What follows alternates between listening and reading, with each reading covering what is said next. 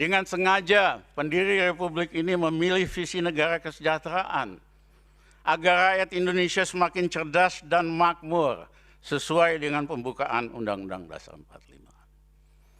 Bung Hatta dan kawan-kawan pada saat mereka sekolah di Belgia, di Belanda, di Prancis, pada waktu itu Eropa sedang mengalami depresi. Ekonomi anjlok negatif besar sekali dari tahun 1920 sampai tahun 1930.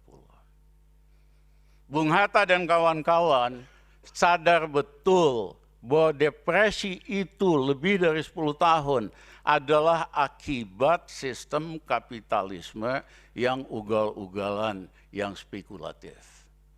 Mereka semua menolak negara yang mereka pengen perjuangkan, Indonesia yang merdeka, ikut sistem ekonomi kapitalis yang spekulatif dan ugal-ugalan. Tapi mereka juga menolak sistem lainnya, sistem komunisme. Itulah kenapa Bung Hatta dan kawan-kawan cari jalan tengah.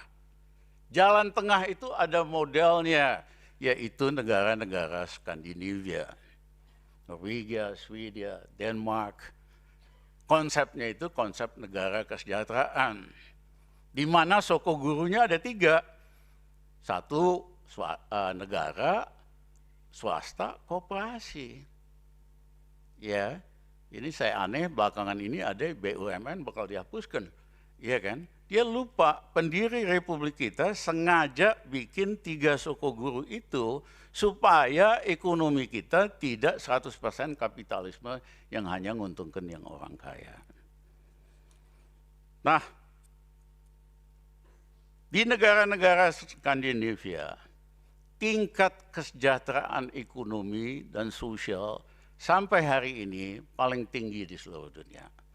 Kalah negara kapitalisme model Amerika. Tingkat kebahagiaan, indeks kebahagiaan paling tinggi di seluruh dunia. Pendidikannya gratis, ya. Tunjangan sosial kalau pengangguran tinggi sekali. Itulah ideal daripada pendiri Republik Indonesia agar supaya bangsa Indonesia nanti selain cerdas itu makmur. Nah, Undang-Undang Omnibus Law ini justru bertentangan dengan Undang-Undang Dasar 45. Karena justru mau mencoba buruh lebih miskin, sehingga hanya sekedar alat produksi. Bukan bagian dari pekerja yang sama-sama ingin menikmati kemakmuran. Contoh sederhana, sejak berapa tahun terakhir, tahun lalu misalnya, inflasi makanan itu 7%. Bisa-bisanya pemerintah hanya memperkenankan kenaikan upah maksimum 1,4% rata-rata di seluruh Indonesia. Makanan aja naik 7%. Upahnya buruh hanya boleh naik 1,4%. Di mana-mana sejak zaman Bung Karno, Pak Harto, kita kalau menetapkan upah minimum selalu 2%, 3% di atas inflasi. Supaya pelan-pelan buruh juga ikut menikmati manfaat dari pembangunan ekonomi. Bukan mengurangi. Ini dengan sengaja mengurangi, itu sebetulnya ngajak buruh kita menjadi semakin miskin. Miskin rame-rame. Nah, padahal nggak perlu kok. Kenapa saya katakan tidak perlu? Kalau kita kaji struktur cost dari perusahaan-perusahaan di Indonesia, terlihat bahwa upah buruh total biayanya hanya 15% sampai 20% dari total cost. Tentu tergantung industrinya. Ada industri yang lebih banyak, ada yang lebih kecil. Tetapi biaya perusahaan untuk nyogok, untuk melancarkan bisnisnya di kalangan birokrasi dan sebagainya, rata-rata itu 30%.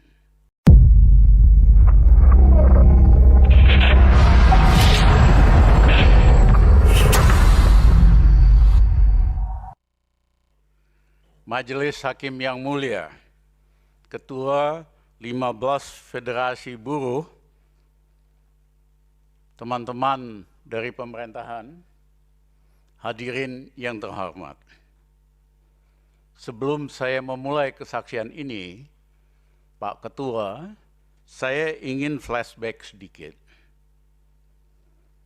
Saya pernah hadir di mahkamah ini jadi saksi ahli dalam judicial review Undang-Undang Minerba, mewakili Muhammadiyah dan tokoh-tokoh masyarakat tanggal 20 Juni 2009. Syukur waktu itu, Majelis Hakim dari Mahkamah Konstitusi menggabulkan dan membatalkan Undang-Undang Minerba yang merugikan kepentingan nasional.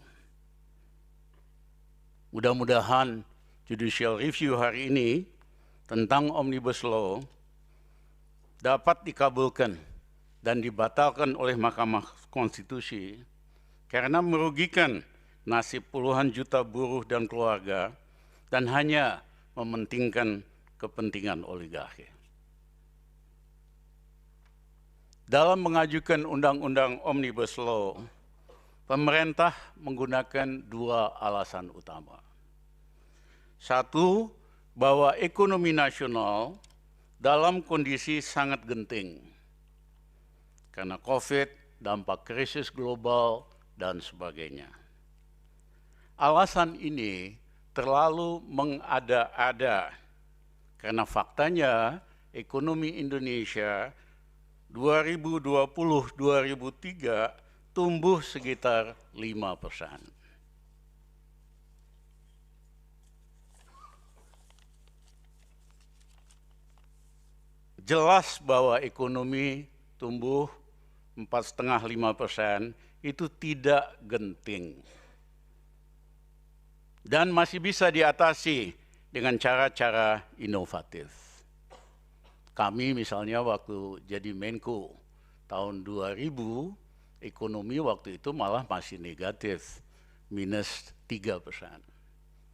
Kami naikkan dalam waktu 21 bulan menjadi 4,5%, naik 7,5%, tanpa pakai Omnibus Law, pakai cara-cara inovatif, yaitu kami pompa daya beli daripada rakyat biasa, kami naikkan gaji pegawai negeri, ABRI, sipil, dan pensiunan 125% dalam waktu 21 bulan. Sehingga mereka punya daya beli, mereka kemudian mulai belanja dan sebagainya. Dan banyak langkah-langkah lain. Jadi dalam mengatasi masalah ekonomi, banyak cara yang inovatif, out of the box yang kita bisa lakukan untuk mengurangi misalnya kesenjangan. Pada waktu itu tingkat Gini ratio indeks paling rendah dalam sejarah Indonesia dan sebagainya. Nah, jadi alasan bahwa suasana ekonomi genting bla bla bla jelas tidak benar. Baru bisa dikatakan genting jika pertumbuhan ekonomi itu negatif. Istilah ekonominya resesi. Seperti tahun 1998, ekonomi Indonesia yang biasanya rata-rata tumbuh 6%, anjlok ke minus 12,7% tahun 98. Itu jelas genting, memerlukan tindakan-tindakan besar dan signifikan untuk mengembalikannya ke dalam kondisi normal. Tetapi itu tidak berlaku untuk digunakan sebagai alasan untuk Omnibus Law. Alasan itu terlalu mengada-ngada dan mohon maaf membodohi rakyat kita. Alasan kedua yang sering dikatakan para pejabat, bahwa undang-undang itu diperlukan untuk menyederhanakan aturan, perizinan, birokrasi yang ruwet, dan tumpang tindih aturan, Sehingga jika itu dijadikan undang-undang, dikatakan investasi akan meningkat. Alasan ini masuk akal. Memang birokrasi kita ruwet. Birokrasi kita kerjanya itu bikin sulit, bukan bikin mudah. Dan terlalu banyak tumpang tindih, aturan-aturan, perizinan, dan sebagainya.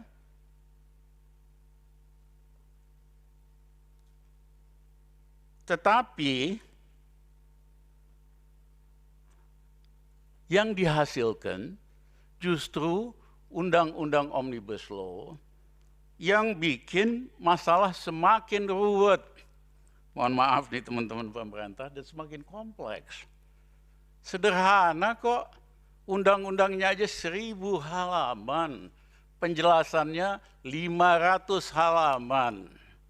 Masa bisa disederhanakan masalah dengan undang-undang 1000 halaman? Untuk antar pasal, banyak conflicting ideas, banyak yang perbedaan-perbedaannya ini, sehingga untuk memahami undang-undang itu, perusahaan besar saja harus menyewa lawyer yang mahal untuk bisa memahami kalau dia ingin investasi. Apalagi usaha kecil dan menengah. Tidak mungkin mereka bisa pahami undang-undang yang ribet ini.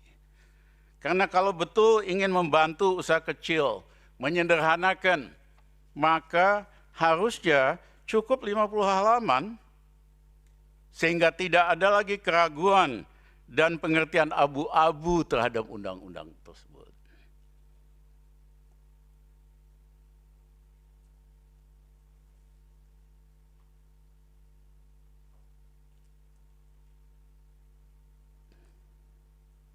Akhirnya, di kalangan birokrat sejak dulu berlaku pameo. Kalau bisa dibikin sulit, kenapa bisa dipermudah? Ini birokrat semua ngerti ini. Artinya, sengaja dibikin sulit supaya terjadi negosiasi, supaya pengusaha nyogok birokrat. As simple as that. Ya. Jadi niat yang baik, niat yang bagus untuk menyederhanakan izin, birokrasi supaya lebih bersahabat. Presiden Jokowi selalu bilang, contoh di mana itu, di Qatar atau Uni Arab Emirat, ya 2 minggu izin beres. Kan itu pidatonya bolak-balik. Tapi hasilnya, undang-undangnya itu bertentangan dengan niat baik itu. Karena mohon maaf, para pejabat ya masing-masing bidangnya tetap masukin kepentingannya, tidak ada konduktor yang merapikan ini semua. Mohon maaf, zaman Pak Harto ada Profesor Wijoyo yang merapikan berbagai macam kepentingan birokrat. Zaman kami sebagai Menko yang merapikan berbagai kepentingan itu. Mohon maaf, undang-undang ini konduktornya itu asal masukin aja semua. Ya, dan mohon maaf, Seknek hari ini, maaf, termasuk paling lemah dalam sejarah Indonesia, ya, nggak mampu menyederhanakan hal-hal yang niatnya baik, harusnya undang-undangnya, peraturannya, realitasnya juga baik. Tapi ini niat baik, hasilnya itu malah bikin ruwet. Akibatnya, Undang-Undang Omnibus Law ini semakin membuka peluang pameo tersebut menjadi kenyataan untuk dipraktekkan. Artinya apa? Memberikan jalan kepada birokrat untuk menggunakan undang-undang ini untuk memeras lagi. Itu kan penyakit di Indonesia. Dampaknya apa? Sampai hari ini investasi nggak ada yang meningkat signifikan. Yang meningkat itu hanya di sektor tambang, karena Indonesia tambangnya langka, ya. Tetapi di dalam bidang manufaktur, di dalam bidang jasa, investasi itu malah merosot, jauh ketinggalan dengan apa yang terjadi di Vietnam, jauh ketinggalan dengan apa yang terjadi di Thailand, dan sebagainya. Yang ketiga, Undang-Undang Omnibus Law ini sangat merugikan puluhan juta buruh dan keluarganya. Contohnya tentang outsourcing. Undang-undang ini memungkinkan outsourcing seumur hidup. Biasanya outsourcing itu hanya sementara, kecuali untuk industri yang memang model pekerjaannya cocok untuk outsourcing. Nah, akibatnya pekerja mendapat outsourcing, tidak mendapat tunjangan, tidak mendapat jaminan kesehatan, tidak mendapat pesangon dan pensiunan. Para buruh, puluhan juta buruh, tidak punya pegangan untuk masa depan dia dan keluarganya. Harusnya outsourcing itu hanya 3 bulan buat mengetahui karakter, kejujuran dari pegawai, tidak seumur hidup. Mohon maaf, Pak Hakim yang mulia, outsourcing seumur hidup ini merupakan bentuk nyata dari perbudakan di era modern. Kalau Bapak pelajari zaman Belanda, itu ada undang-undang ya yang sangat menekan hak-hak pekerja buruh Indonesia ya, yang penting kolonial Belanda dapat memeras pekerja kita dengan seenak-enaknya. Itulah yang dilawan oleh Muhammad Tamrin di Volkskrant Jakarta, undang-undang sejenis undang-undang Omnibus Law ini. Karena karyawan pribumi pada waktu itu tidak dapat kesempatan untuk memperbaiki nasibnya secara normal. Undang-undang Omnibus Law itu mengurangi hak-hak untuk pekerja seperti cuti hamil, jam kerja, besarnya pesangon, dan pensiun. Saya tanya kiri kanan. Tadinya banyak manajer perusahaan-perusahaan, termasuk perusahaan besar, yang setuju dengan Omnibus Law. Belakangan mereka sadar bahwa undang-undang ini berlaku untuk semua pegawai di bawah direktur. Karena yang mewakili perusahaan hanya komisaris dan direktur. Kepala divisi sumber daya manusia, kepala divisi keuangan, berlaku undang-undang ini. Mereka baru sadar bahwa seandainya mereka dipensiun, mereka yang gajinya perusahaan besar 150 juta sebulan akan mengalami kerugian hampir 3,5 sampai 4 miliar. Manajer-manajer yang gajinya 50 juta akan mengalami kerugian hampir 1,5 miliar. Barulah hari ini banyak dari perusahaan-perusahaan besar yang levelnya mereka pikir mereka kerah putih, nggak kena nih dampak dari undang-undang ini. Mereka kira ini hanya berlaku untuk pegawai kerah biru ya, kayak Bapak itu ya. Tapi ternyata kena semua. Mulai ada arus balik bahwa ini harus dihentikan dan harus dibatalkan. Nah, tetapi yang paling penting, cita-cita kita mendirikan republik, yaitu negara kesejahteraan, merupakan visi yang diperjuangkan oleh pendiri republik ini. Dengan sengaja pendiri republik ini memilih visi negara kesejahteraan agar rakyat Indonesia semakin cerdas dan makmur sesuai dengan pembukaan Undang-Undang Dasar 45. Bung Hatta dan kawan-kawan pada saat mereka sekolah di Belgia, di Belanda, di Prancis, pada waktu itu Eropa sedang mengalami depresi. Ekonomi anjlok negatif besar sekali dari tahun 1920 sampai tahun 1930. Bung Hatta dan kawan-kawan sadar betul bahwa depresi itu lebih dari 10 tahun adalah akibat sistem kapitalisme yang ugal-ugalan, yang spekulatif. Mereka semua menolak negara yang mereka pengen perjuangkan Indonesia yang merdeka ikut sistem ekonomi kapitalis yang spekulatif dan ugal-ugalan. Tapi mereka juga menolak sistem lainnya, sistem komunisme. Itulah kenapa Bung Hatta dan kawan-kawan cari jalan tengah.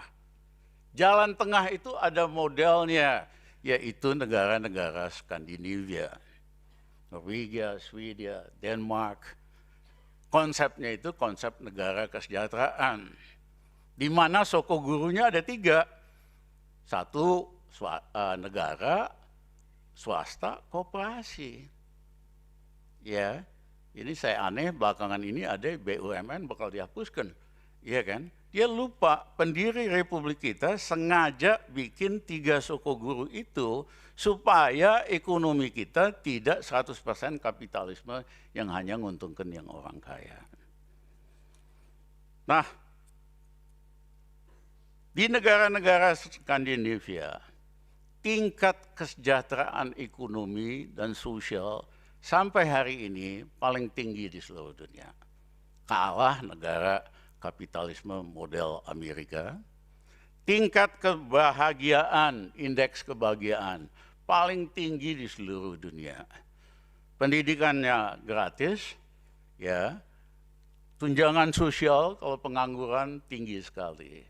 Itulah ideal daripada pendiri Republik Indonesia agar supaya bangsa Indonesia nanti selain cerdas itu makmur. Nah, Undang-Undang Omnibus Law ini justru bertentangan dengan Undang-Undang Dasar 45. Karena justru mau mencoba buruh lebih miskin, sehingga hanya sekedar alat produksi.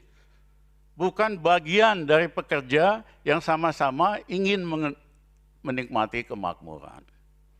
Contoh sederhana, sejak berapa tahun terakhir, tahun lalu misalnya, inflasi makanan itu 7%.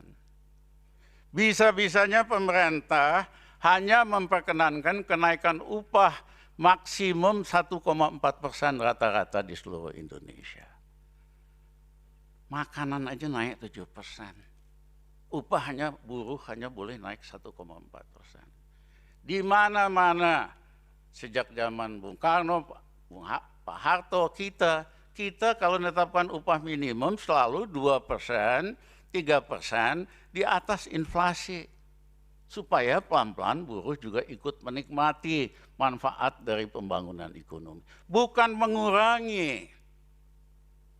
Ini dengan sengaja mengurangi, itu sebetulnya ngajak buruh kita menjadi semakin miskin. Miskin rame-rame. Nah, padahal nggak perlu kok. Kenapa saya katakan tidak perlu? Kalau kita kaji struktur cost dari perusahaan-perusahaan di Indonesia, terlihat bahwa upah buruh total biayanya hanya 15% sampai 20% dari total cost. Tentu tergantung industrinya. Ada industri yang lebih banyak, ada yang lebih kecil. Tetapi biaya perusahaan untuk nyogok, untuk melancarkan bisnisnya di kalangan birokrasi dan sebagainya, rata-rata itu 30%. Jadi daripada memeras buruh supaya upahnya semakin turun, harusnya pemerintah itu berupaya agar bikin pemerintahan yang lebih bersih. Agar supaya biaya doing business lain-lain yang 30% itu bisa berkurang. Di negara lain biaya ini hanya sekitar 3% dari total cost doing business. Makanya Vietnam menjadi sangat menarik sekali, Korea jadi sangat menarik sekali, bahkan Malaysia menarik sekali. Ketimbang fokus untuk menertibkan birokrasi yang korup, mendorong pemerintahan yang bersih, pemerintah ini tega-teganya cawe-cawe untuk ngajak buruh semakin miskin. Nah, inilah yang jadi landasan dari Undang-Undang Omnibus Law ini. Banyak cara kok untuk membangkitkan ekonomi, ya. bukan pakai cara-cara yang seperti ini. Nah, tetapi selain menyangkut buruh, di dalam Undang-Undang Omnibus Law itu ada yang diseludupkan, yaitu Undang-Undang Mineral. Ya, di mana harusnya pengusaha-pengusaha tambang atau sumber daya alam sudah memiliki konsesi 30 tahun, begitu selesai 30 tahun harus dikembalikan kepada negara. Terserah apakah negara akan kelola sendiri atau ajak swasta lagi dengan sistem bagi hasil misalnya. Nah, di dalam Undang-Undang Omnibus Law itu, dagingnya itu buat pengusaha adalah seludupan undang-undang tentang mineral. Karena para pengusaha tambang otomatis dapat perpanjangan 2 kali 10 tahun. Nilai konsesi itu sendiri, kalau kita hitung dengan dolar, itu bisa ratusan miliar dolar. Makanya, mohon maaf, para pengusaha all out supaya Undang-Undang Omnibus Law ini apapun harus jadi. Ditolak di MK, ajukan lagi, ganti, pakai Perpu, ganti. Karena mereka takut, begitu ini ditolak, maka konsesi mereka nggak bakal dapat 2 kali 10 tahun. Itu ratusan miliar dolar. Nah, Bapak Ibu, ini penting sekali. Karena di dalam Undang-Undang Dasar kita, jelas bahwa kekayaan alam milik rakyat Indonesia dikelola oleh negara, dilaksanakan oleh swasta, asing maupun domestik.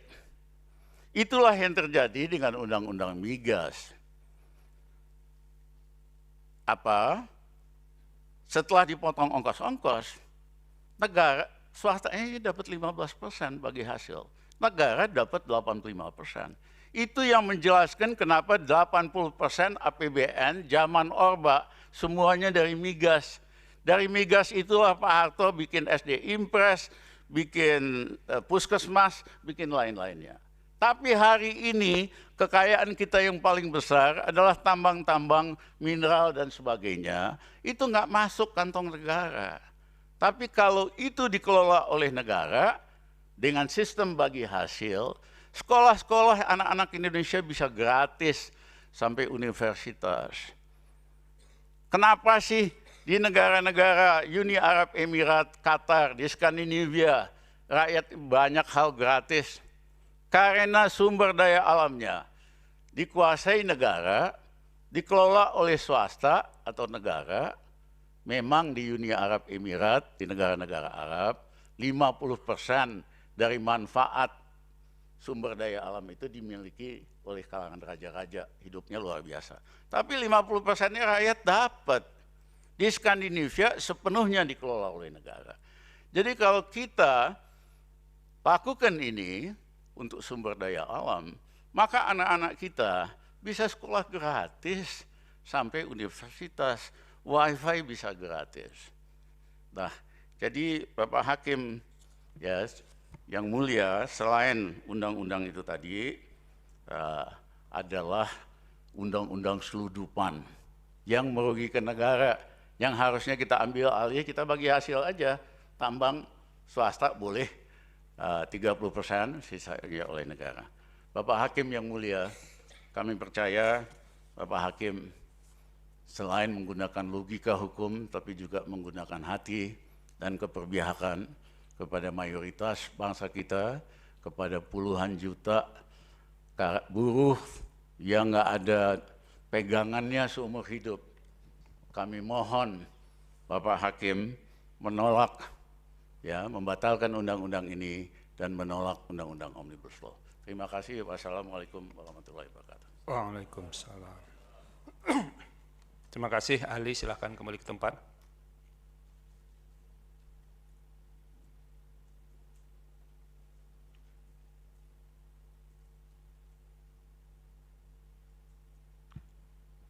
Sekarang kita masuk sesi pendalaman. Silakan pemohon mau mendalami kepada ahli.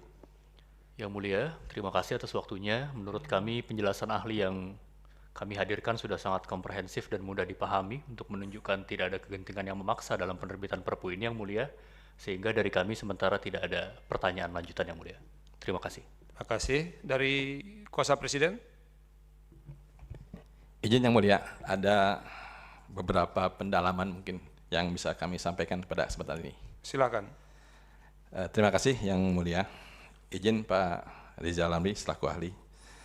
Tadi di awal pembuka Bapak menyampaikan bahwa tentang indikator pertumbuhan ekonomi. Di saat ini yang Bapak sampaikan tadi, pertumbuhan ekonomi kita naik 4,5 sampai dengan 5%. Yang Bapak bilang tadi bahwa itu tidak menunjukkan bahwa negara dalam keadaan resesi. Pertanyaannya Pak ahli, mohon pencerahan pada kami, apakah ada indikator lain nggak Pak selain pertumbuhan ekonomi sebagai salah satu syarat atau salah satu parameter untuk menyatakan negara dalam keadaan krisis ekonomi? Terus lanjutkan, nanti bisa dijawab. Baik. Tampung semua. Baik. Kemudian yang kedua, tadi juga ahli menyampaikan bahwa disadari birokrasi kita ini kan ruwet. Itu pandangan ahli tadi. Kemudian juga hukum ataupun peraturan undangan yang kemudian tumpang tindih satu dan lainnya. Dan ahli tadi menyampaikan di dalam forum yang terhormat ini bahwa dengan hadirnya Perpu atau Undang-Undang Ciptaker ini dengan metode omnibus tadi justru semakin mempersulit perizinan. Semakin juga memperlemah dari investasi. Pertanyaannya adalah, mohon kami dicerahkan, dijelaskan lebih lanjut, sisi atau aturan mana, substansi mana yang menunjukkan itu. Jadi yang tadi lebih mempersulit, lebih membuat ruwet, dan kemudian juga memperlemah investasi tadi. Itu nomor 2. Kemudian yang ketiga, selaku ekonom, ahli, tolong kami dijelaskan atau dicerahkan, apakah menurut ekonom kepastian hukum itu menjadi penting, terutama dalam hal kita menarik investasi maupun menggairahkan usaha, termasuk untuk UMK maupun UMKM. Itu izin majelis 3 beberapa pertanyaan yang bisa kami sampaikan. Terima kasih. Pemerintah. Terima kasih. Dari meja hakim. Cukup. Ahli, jadi ini ada fokus pertanyaan dari pemerintah 3 hal, dipersilakan.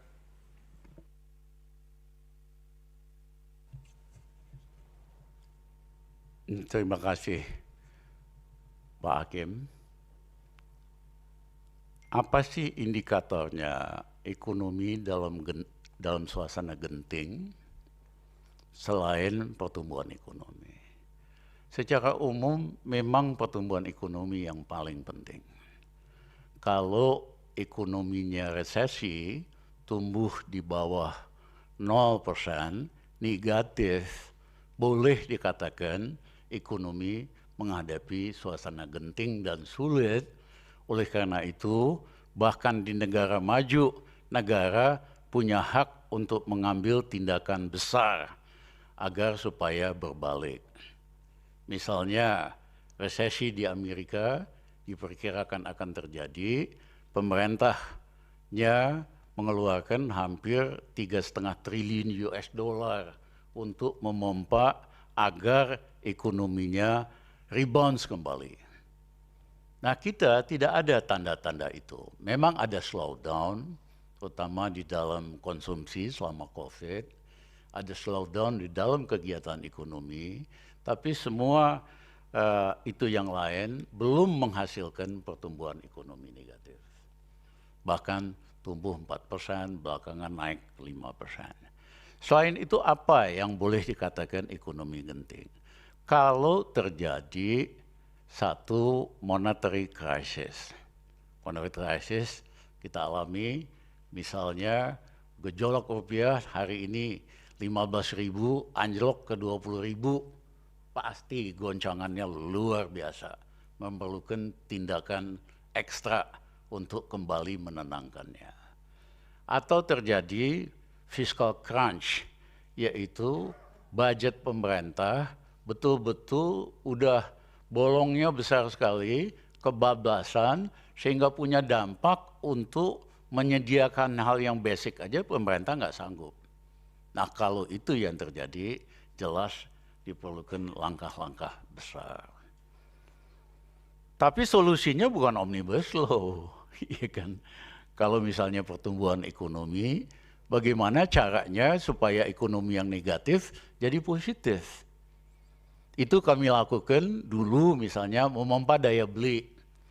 Yang kedua, ya kan, kami lakukan karena ekonominya negatif, rakyat susah beli makanan dan sebagainya. Pada waktu kami sebagai Menko, kami diwarisi oleh kredit macet, kredit usaha tani, zaman Pak Habibie dan Adi Sasono. Bunga berbunga 26 triliun. Petani diuber oleh lurah, oleh polisi untuk bayar atau tanahnya disita. Kami datengin Gus Dur, Gus, mohon maaf, kita udah gila apa? Kenapa? Ya kalau kita sita ini semua tanah, terus kita mau ngapain? Benar juga ya, kalau ini jadi tanah negara, tanah ini kita apain? Saran kamu apa? Ya Gus, udah kita hapusin aja utang bunga berbunga 26 triliun. Gus Dur bilang sama saya, Rizal itu duit besar loh. Kamu bisa masuk penjara ngapusin gitu. Saya katakan, Gus silakan aja kalau ada yang mau nangkep gua. Seperak pun aku nggak dapat untung dari sini. Nah, kita hapuskan 26 triliun. Yang kedua, kami naikkan rasio pembelian gabah dengan pupuk. Zaman Pak Harto, atas nasihat Profesor Peter Timmer, selalu Pak Harto tetapkan harga gabah dengan pupuk itu 1,5. Jadi beli pupuk 1, untungnya setengah. Kami ingin agar Indonesia nggak usah import beras lagi. Kami naikkan rasio itu. Gabah per pupuk 1,75. 1 untuk pupuk, 75 untuk petaninya. Petani seneng, pertama dia lega, utangnya dibebaskan. Yang kedua dia untung 0,75. Makanya mereka semangat naikin produksi. Selama 2,5 tahun pemerintahan Gus Dur, kita nggak import sama sekali. Nah, hari ini pupuk dihilangkan yang disubsidi. Petani susah nyari pupuk. Kalau dia nanam untuk dijual pasti rugi. Karena harga gabah dibandingkan harga pupuk tidak disubsidi 0,8. Nah, kalau petani, jadi saya kasih contoh tadi, Pak Sekjen, kalau banyak cara kok buat numbuhkan itu. Begitu kita naikkan gaji pegawai negeri pensiunan 125% dalam 21 bulan, mereka punya daya beli. Karena yang pegawai negeri yang benar kan nggak korupsi. Ya kan? 90% dia belanjakan, akibatnya sektor retail hidup lagi. Kemudian kami restrukturisasi sektor real estate yang mandek semua di BPPN, kita kurangi bunganya, kita stretch pembayarannya. Akhirnya real estate hidup, otomatis ekonomi yang lain yang hidup. Jadi banyak cara tanpa pakai omnibus law. Pertanyaan saya Pak Hakim, Korea maju sekali. Belakangan Vietnam. Mereka kagak ada tuh undang-undang omnibusan.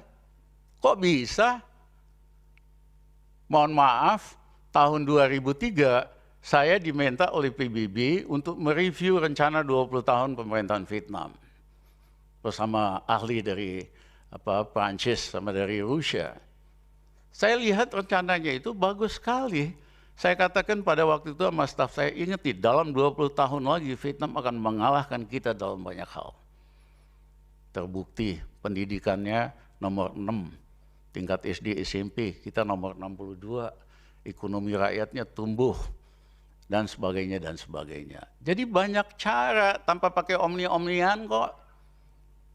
Nah, Omnian itu esensinya birokrasi. Kalau kita punya birokrasinya bersih, yang good governance, itu mereka nggak akan mempersulit. Tapi pameo di kalangan birokrasi itu tadi, kalau bisa dibikin sulit, kenapa dibikin mudah? Jadi yang dibenahin birokrasinya. Nah kalau mau bikin undang-undang buat menyederhanakan, yang tidak abu-abu, yang pengusaha kecil bisa ngerti, bikin maksimum 50 halaman. Misalnya kalau pengusaha kecil majukan izin gini, 1 bulan pemerintah nggak bereaksi, otomatis izinnya dapat. Bahwa kemudian pengusaha ini melakukan pelanggaran soal lingkungan hidup atau polusi, kan ada undang-undangnya, bisa dihukum, diadili. Jangan dia baru coba, mau bangun, udah dibikin ribet. Dan rata-rata, saya pernah lakukan studi bersama tim Harvard, rata-rata biaya of doing business, pengusaha itu habisin hampir, tergantung, mohon maaf, rata-rata di seluruh Indonesia 15-20% dari total biaya investasinya untuk perizinan. Mohon maaf, waktu itu di Medan paling tinggi, 30%. Ya. Nah, poin saya, kunci kita itu birokrasi, benahin birokrasi, good governance, ya, naikin salary-nya, banyak masalah ini. Jangan dibiasakan bikin undang-undang yang hanya bagus untuk lawyer buat cari kerjaan. Menurut saya, undang-undang ini 50 halaman cukup, jelas, dan sebagainya. Nah, investasi yang masuk ke Indonesia semua dalam beberapa tahun terakhir itu hanya ketambang lah, karena di daerah lain nggak ada batu bara, nikel, and so forth. Itu nggak usah ada peraturan apapun. Misalnya oil and gas, biar kata Timur Tengah perang, ya investasi tetap masuk ke oil and gas. Kayak nikel, itu memang diperlukan, rare material, ya kan? Mau apapun di Indonesia ada undang-undang keadaan, mereka pasti masuk. Tetapi yang kita perlukan bukan hanya investasi di dalam bidang sumber daya alam, tapi investasi di dalam bidang manufaktur, di dalam bidang industri, karena itu yang paling mampu menciptakan sebanyak mungkin lapangan kerja. Nah, mohon maaf, tidak ada yang tertarik untuk investasi di Indonesia atau sedikit sekali. Ya, kenapa? Ya kembali. Pengusaha Korea bilang sama saya, Dr. Albi, kita nunggu 3 tahun di sini, udah mau invest ini nggak beres, itu nggak apa, nggak ada kepastian pula. Ya udah kita kagak jadi, kita batalin. Padahal kita udah invest orang, udah invest sekian juta dolar. Nah, hari ini banyak negara oleh negara asalnya dipaksa keluar dari Cina, dari RRC. Eropa, Amerika, pengusaha lu keluar gitu. Diberikan insentif, diberikan sanksi.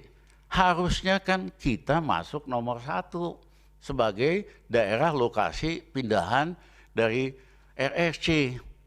Bukan hanya Vietnam. Tapi mohon maaf, kita masuk list saja kagak, Bapak Ibu. Ya, jadi undang-undang ini, mohon maaf, lebih banyak abal-abalnya dari realnya. Terima kasih. Terima kasih. Cukup ya? Boleh ditambah izin majelis? Ya. Baik. Kita kasih ini kesempatan pemerintahannya. Siap. Ini kan dulu pemerintah juga, ini pemerintah sekarang. Siap. Kebetulan saya bukan orang ahli ekonomi, jadi tertarik nih ini majelis. Tapi kalau bisa ya, karena ini kan fokus kita kan Betul. pengujian formil. Siap. Itu jadi standar untuk apa? Untuk mengajukan pertanyaan itu, Pak Dirjen. Silakan. Baik. Terima kasih majelis yang mulia. Izin ahli. Tadi saya tertarik dengan jawaban ahli yang mengatakan, atau kalau saya boleh garis bawahi, sebuah negara dikatakan krisis atau genting adalah indikatornya samping tadi masalah moneter, kemudian rupiah adalah pertumbuhan ekonomi tadi. Saya catat itu betul. Sampai salah satu indikatornya. Pertanyaannya, Pak ahli, menurut ahli, berapa sih ideal pertumbuhan ekonomi sebuah negara itu agar dia bergerak dari jebakan middle income trap ya, atau negara yang berpenghasilan menengah ke negara maju itu Itu yang pertama mungkin. Kemudian yang kedua, kaitan tadi diulang 2 kali oleh ahli, bahwa ahli menyatakan memang perlu ada pembenahan regulasi dan penyederhanaan birokrasi. Oleh sebab itu maka ahli menyatakan bahwa cukup dengan 50, setuju perubahan tapi dengan cukup hanya 50 halaman. Pertanyaannya kemudian, berarti perlu ada pembenahan regulasi juga dalam menghadapi persoalan-persoalan yang tadi ahli sampaikan, terutama kaitan di sisi ekonomi. Terima kasih majelis. Terima kasih, silakan ahli. Ketua izin sebentar. Iya. Ada satu pertanyaan. Oh silakan. Baik, terima Ini ada kasih. dari meja hakim nih. Silakan Pak Daniel. Terima kasih Yang Mulia Ketua. Pak Rizal, terima kasih untuk keterangannya. Ini ada nomenklatur yang dipakai Pak Rizal ini soal krisis dan genting. Dalam Undang-Undang Dasar itu kita membedakan ada keadaan bahaya dan keadaan genting. Tapi Pak Rizal menggunakan istilah selain itu ada krisis.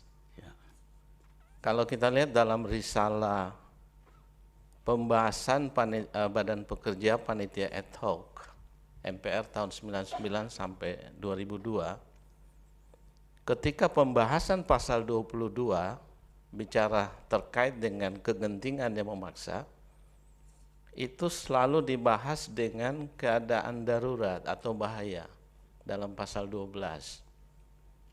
Dalam risalah itu misalnya ada ahli ekonomi dari UGM ya, kalau nggak salah Profesor Sri Aditya Ningsi dan sebagainya, itu mengulas terkait dengan genting ini dikaitkan dengan darurat. Nah mungkin Pak Rizal ahli bisa memberikan ya mungkin keterangan tertulis kalau tidak sekarang, dari perspektif ekonomi walaupun tadi sudah diuraikan ya, itu adakah perbedaan antara keadaan bahaya, darurat, krisis, dan genting? Ini pertanyaan ini sangat relevan karena sidang hari ini adalah persoalan pengujian formil, tidak masuk pada substansi. Walaupun tadi kami nangkap bahwa substansi yang diangkat itu oleh ahli berkesimpulan tidak ada situasi krisis atau genting. Ya. Mungkin dari perspektif ekonomi bisa membantu kami untuk bisa memahami makna genting, krisis, darurat dari perspektif ekonomi. Terima kasih Yang Mulia. Terima kasih Yang Mulia Pak Daniel. Ya, silakan ahli dari pemerintah dan dari meja hakim yang disampaikan oleh Yang Mulia Pak Daniel Yusmik. Pak Sekjen, ada pertanyaan tadi bagaimana? Beliau ini Dirjen. Oh, Dirjen, Iya, Pak Dirjen. Sorry, maaf. Pak Dirjen, ada pertanyaan bagaimana menghindari middle income country, harusnya pertumbuhan ekonomi itu berapa? Kalau kita lihat dalam pengalaman sejarah di dunia, kebanyakan negara-negara berkembang maksimum memang tumbuhnya 6%. Negara maju justru maksimum hanya 2%. 1% itu udah prestasi negara maju, karena semua sektor ekonominya udah jalan lah. Jadi kalau kita bandingkan negara maju sama kita ya nggak tepat, karena mereka maksimum kan cuma 2%. Udah paling hebat tuh presidennya. Sementara kita 6% ini rata-rata. Nah, 6% rata-rata ini karena nggak bisa lebih tinggi, karena ada rem otomatiknya, yaitu utang.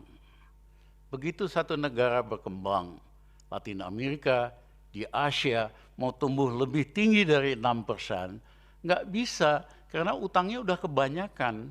Defisit current account-nya, defisit balance of payment-nya, mau nggak mau harus di cool off, di rem. Nah itu pengalaman umum negara-negara berkembang yang ikut saran dan solusi Bank Dunia, yang maksimum hanya 6%. Tapi dalam sejarah dunia, ada negara-negara yang bisa melawan itu, bisa tumbuh double digit di atas 10% dalam jangka yang lama, sehingga bisa jadi negara menghapuskan kemiskinan, lapangan kerja. Contohnya yang paling klasik adalah Jepang. Sehabis Perang Dunia Kedua dibom, pemerintah Jepang miskin sekali. Harusnya kan dia bangun infrastruktur, perbaiki jalan jembatan yang rusak. Pemimpin Jepang nggak mau. Yang penting anak-anak kita bisa lebih pintar, lebih cerdas, supaya suatu hari nanti mereka bisa mengalahkan Amerika. Apa yang dilakukan oleh Perdana Menteri Ikeda? Dia sediakan 1 telur gratis untuk anak-anak di bawah SD, di bawah 12 tahun. Susu. Jadi budget yang ada itu hanya buat susu sama ini. Dan memang generasi muda Jepang jauh lebih pintar. Baru setelah itu mereka fokus di infrastruktur. Jadi manusianya dulu. Karena kalau manusianya itu kurang gizi, atau istilahnya stunting hari ini, 20% anak Indonesia di bawah usia sekolah, di bawah SD, itu stunting, 21%, itu artinya dia akan jadi beban sosial buat bangsa kita, dia nggak bisa berkembang, dia malah jadi liability buat keluarga dan bangsanya. Nah, jadi bagaimana cara negara-negara itu kemudian mereka genjot pertumbuhan ekonomi 10%.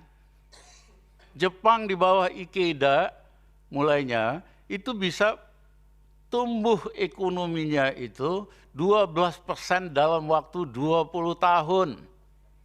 Sehingga akhirnya ekspornya menguasai seluruh dunia dan sebagainya. Caranya satu, dia dengan sengaja membuat mata uangnya lemah. Yen waktu itu hampir 1.000 lah atau apa, ya kan? Supaya begitu mata uangnya lemah, produk Jepang di luar negeri murah, akhirnya nguasain.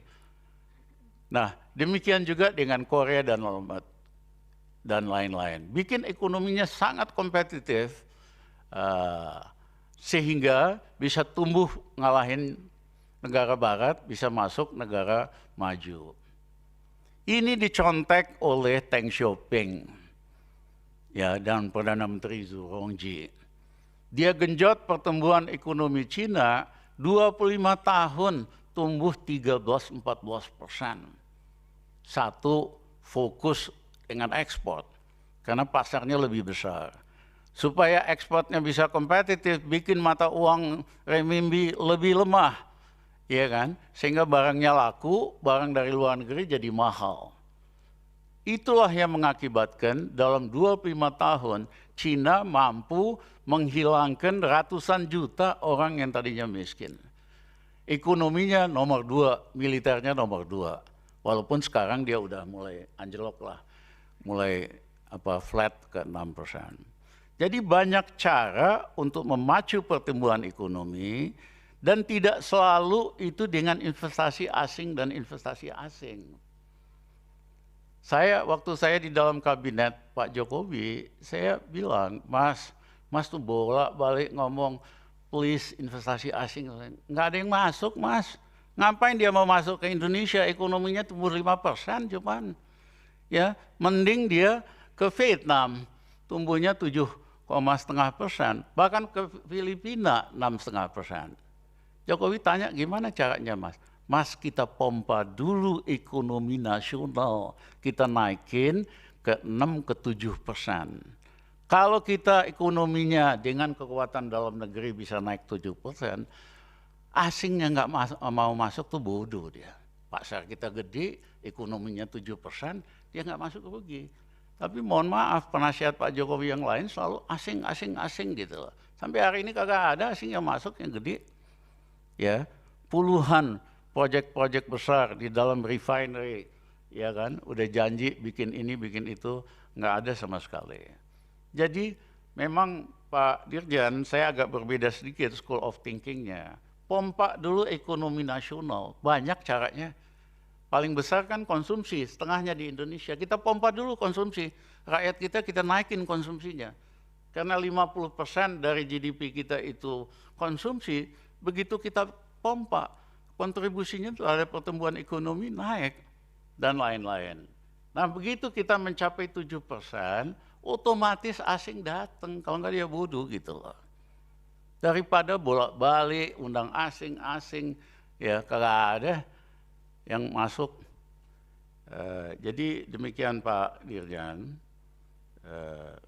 Pak Daniel, saya kira menarik itu tadi perbedaan antara akurat, darurat, dan bahaya.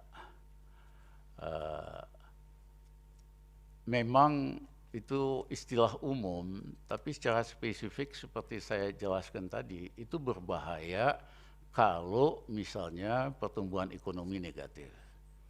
Artinya apa? Pendapatan, kesejahteraan rakyat anjlok. Penerimaan pajak juga anjlok karena pertumbuhan ekonominya negatif. Ya, akhirnya penerimaan pajak turun, negara juga nggak bisa menyediakan basic public service. Itu terjadi pada tahun 60-an di kita. Nah, yang kedua adalah jika terjadi krisis moneter. Kita pernah menjelang kejatuhan Bung Karno, rupiah itu nyaris nggak ada harganya. Ya, karena inflasi tinggi sekali. Ya, karena pemerintah waktu itu, Pak Ibnu Stowo naikin harga BBM tinggi sekali, rakyat nggak punya daya beli, makanan nggak ada, ya, sehingga mata uang rupiah nggak ada harganya sama sekali. Yang HP-nya itu tolong di off-kan. Anda bawa keluar dulu.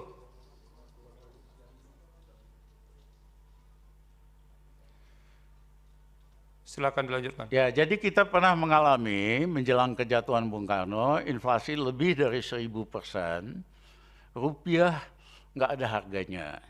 Karena Gubernur Bank Sentral waktu itu, Yusuf Muda Dalam, dia sederhana. Bung Karno perlu uang buat ini itu pembangunan. Ya udah dia cetak aja rupiah. Padahal rupiah dicetak tanpa dukungan produksi, akhirnya jadi inflasi. Kemudian Pak Ibnu naikin harga BBM tinggi sekali, makanan nggak ada, akhirnya menjadi suasana gawat, bahkan krisis itu berubah jadi krisis politik, yaitu kejatuhan daripada Bung Karno. Nah 98 itu krisis moneter. Mulainya dari konglomerat-konglomerat yang terlalu banyak utang di luar negeri. Ya, dan pemerintah pada waktu itu tidak punya datanya siapa yang meminjam, total pinjamannya di luar negeri berapa, ya. Tiba-tiba kemudian satu grup besar, Sinarmas Group, nggak mampu bayar utangnya 18 miliar dolar. Nah dunia finansial ini sederhana, grup besar aja nggak bisa bayar utang, berarti yang lain juga nggak bisa bayar utang. Indonesia dinyatakan default. Sehingga kredit card Indonesia nggak bisa dipakai, surat bank dari Indonesia nggak kepake, ya kan, nggak bisa dianggap tidak laku gitu loh. Rupiah anjlok dari tadinya 2.000, anjlok pelan-pelan ke 10.000 bahkan ke 15.000 dan seterusnya. Jadi kondisi krisis moneter yang tadinya kecil terbatas akhirnya berkembang jadi sangat besar, pengangguran naik 40%, akhirnya pemerintah bantulah supaya kredibilitas keuangan kita kembali normal dengan minjem dari IMF untuk bayarin bank-bank besar ini dengan BLBI, itu sejarahnya dan ada masalahnya. Nah, yang ketiga adalah fiskal, Mas. Jadi begitu fiskal, penerimaan pemerintah merosot, pengeluarannya dia nggak rem, dan yang ketiga kemampuan minjem dia juga berkurang karena bunganya makin tinggi. Itu banyak terjadi di Asia, di Latin Amerika. Artinya terjadi krisis fiskal.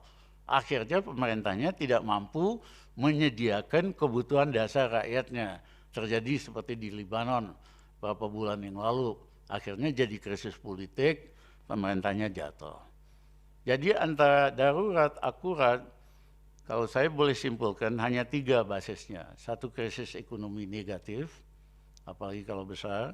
Yang kedua, krisis moneter dan krisis fiskal. Yang kemudian berkembang jadi krisis-krisis yang lainnya, multikrisis, bahkan bisa jadi krisis politik. Terima kasih.